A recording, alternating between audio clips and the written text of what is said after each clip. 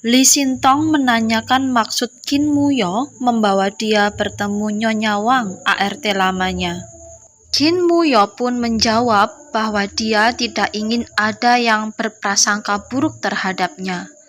Merasa tersindir, Li Xintong pun meminta maaf pada Qin Muyo karena telah menuduhnya sebagai pembunuh ayahnya. Di malam harinya, Li Xintong mengajak Qin Muyo ngobrol santai. Dia heran kenapa sahabat baiknya Yu Wei dan tunangannya Qi San tega membohonginya selama ini. Melihat kegelisahan majikannya itu, Qin Muyo merasa tidak tega.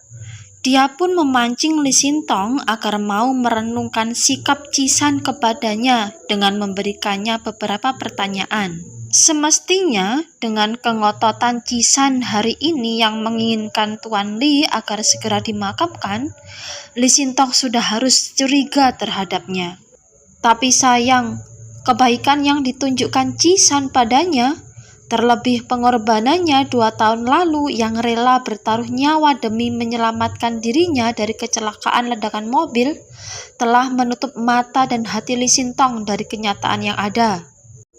Padahal yang sebenarnya penolongnya waktu itu juga bukan Qi San.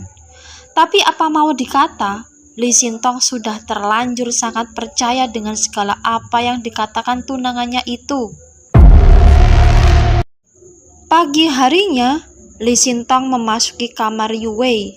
Qi San yang tengah bersiap beranjak dari tempat tidur Yu Wei seketika itu juga kaget dan tidak bisa bergerak dan berkata apa-apa. Begitu juga dengan Yu Wei yang jelas baru saja bangun tidur.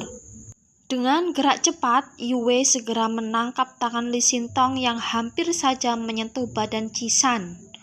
Li Xintong meminta balik kartu memori CCTV di kamar ayahnya pada Yu Wei. Jelas Yu Wei kaget tidak menyangka Li Xintong bakal meminta balik kartu itu. Karena kartu itu adalah bukti keterlibatan Qi San dalam kematian Tuan Li, Qi San memberikan kode pada Yu Wei agar tidak menyerahkan kartu itu. Dengan segala alasan, Yu Wei meyakinkan Li Xintong bahwa dia benar-benar telah memusnahkan kartu memori itu.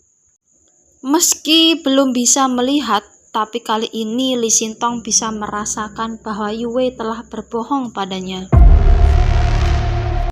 Sementara itu, Qi San dan Yu Wei masih terheran-heran kenapa Li Xintong sekarang kelihatan mulai mencurigai mereka berdua. Apakah ini pengaruh dari pengawalnya?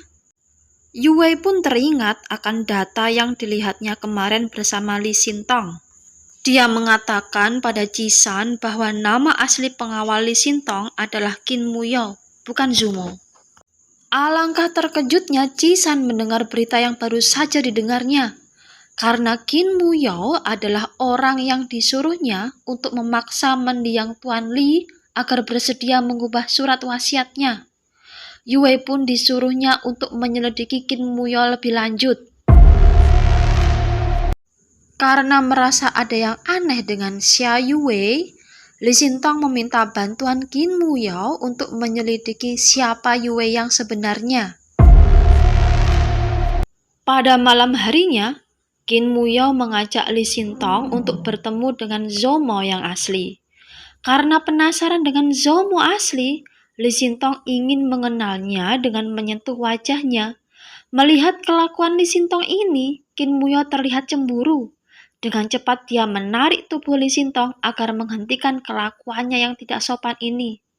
Li Xintong menyerahkan beberapa berkas tentang Xia Yu Wei pada Zumo. Dia memintanya agar menyelidiki Yu Wei. Tiba di kediaman keluarga Li, terlihat Qi San mondar-mandir tengah menunggu kedatangan Li Xintong. Begitu Li Xintong tiba dengan ditemani pengawalnya, jelas Qi San marah. Dia kemudian mengajak Qin Muyo berbicara empat mata di ruang kerja Tuan Li. Qin Muyo mengajukan beberapa syarat pada Qi San agar dirinya tetap tutup mulut tentang perbuatannya yang ingin mengubah surat wasiat Tuan Li.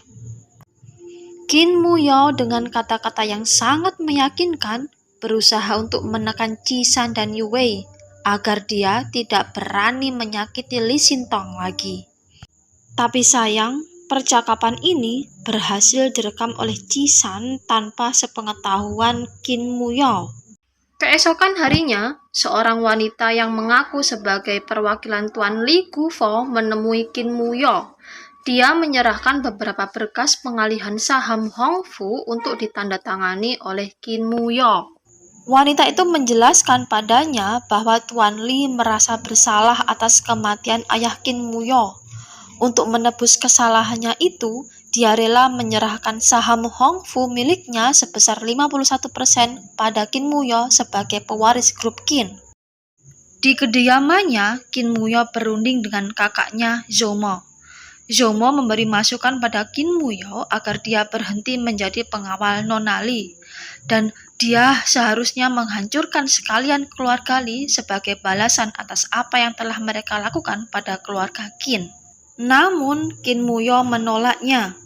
Dia masih memikirkan masa depan Lee Sin-tong, apalagi keadaannya sekarang yang tanpa ayah dan dalam keadaan buta. Mendengar ini, Zomo sontak marah. Dia heran pada Kim Moo-yeol yang sudah susah payah selama ini untuk mendapatkan hak keluarganya yang dirampas oleh Lee Gu-fo. Kenapa masih merasa kasihan pada putrinya? Apakah ada kemungkinan dia telah jatuh cinta pada Lee Sin-tong?